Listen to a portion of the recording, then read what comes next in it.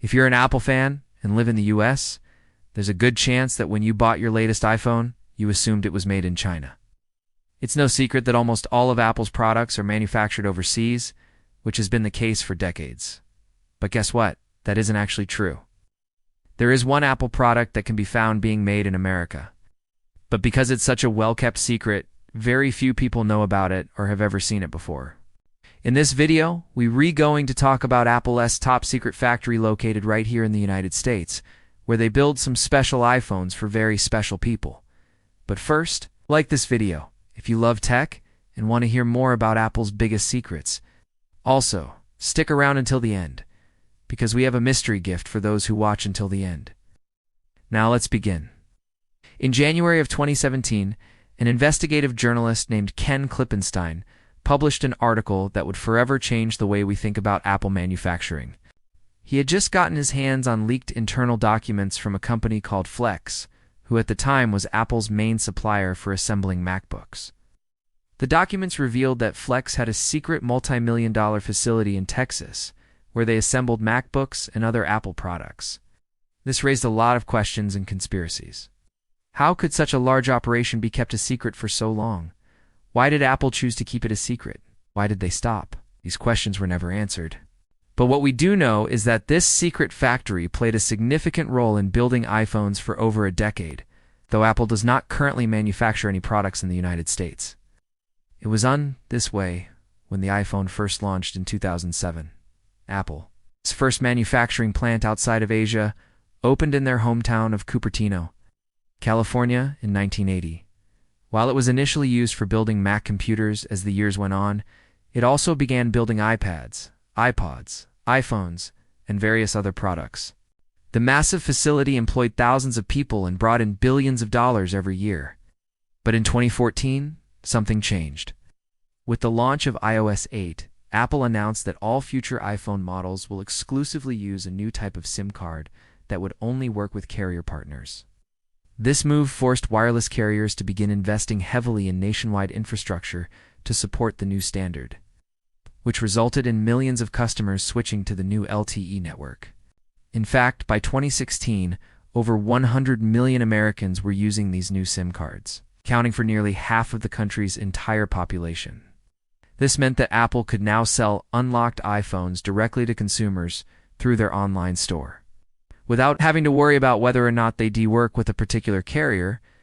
Suddenly, Apple's retail stores became the single biggest sales channel for iPhones, surpassing even Walmart. To accommodate the shift, Apple closed their manufacturing facilities in California and began shipping them in from China. Although Apple didn't make a public announcement about the closure, rumors suggested that it had to do with rising labor costs in California. However, this was only part of the story. As it turns out, there was much more to the closure than just economics. You see, while Apple had been building iPhones in California since 2007, they never actually built them from scratch. Instead, they simply assembled the phones by putting together parts and components that were shipped to them from all around the world. For example, Samsung supplied the screens and cameras, while Cirrus Logic provided the chips that processed the sound. As a result, there were dozens of different parts and components coming from dozens of different countries. This made it extremely difficult to keep production moving smoothly and on schedule. There were always delays and setbacks, which caused major problems for Apple.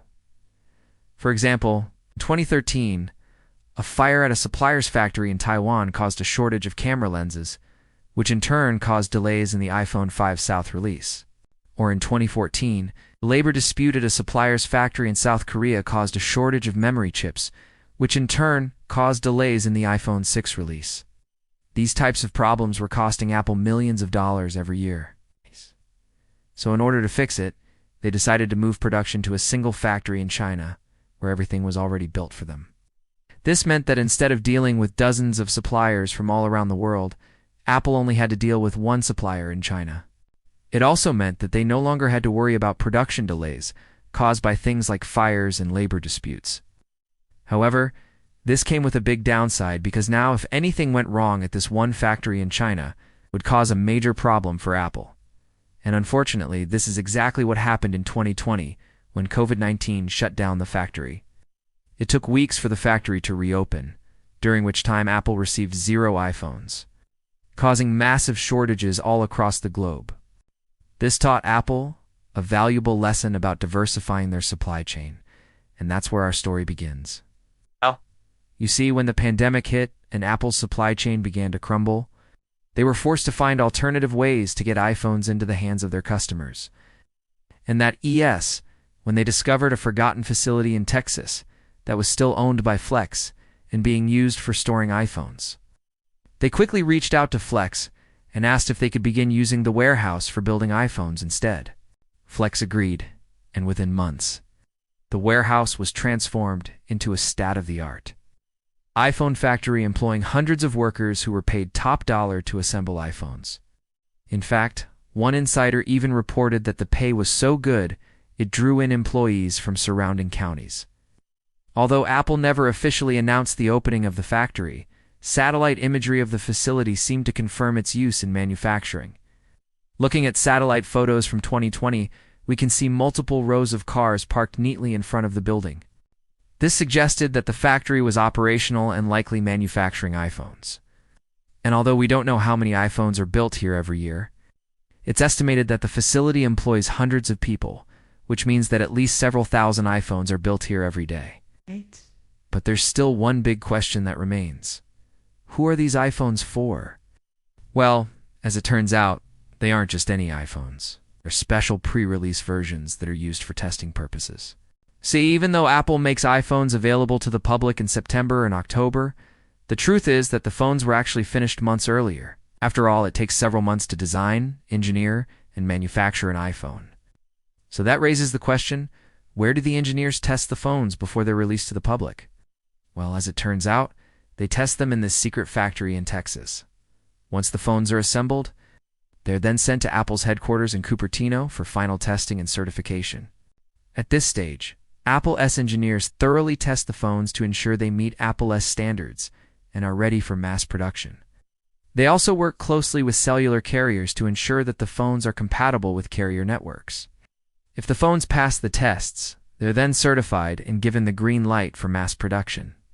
The secret Texas factory plays a critical role in ensuring that Apple's flagship products are thoroughly tested and certified before being released to the public. By testing iPhones in a variety of conditions and environments, Apple's engineers can identify and fix any issues that may arise, ensuring that the final product is reliable, safe, and user-friendly. So while it may come as a surprise to many that Apple still manufactures iPhones in the United States, the truth is that it has always been a part of the process. From the initial assembly of early prototypes to the final testing and certification of pre-release models, the United States has played a critical role in bringing Apple's most iconic products to market. And although we may never know the exact number of iPhones being built here every year, we can appreciate the hard work and dedication of the engineers and technicians who make it happen. Thank you guys for watching. If you enjoyed this video, please leave a like and subscribe for more content. And if you're curious about what our mystery gift is, all you have to do is watch this video on another channel. We'll see you there.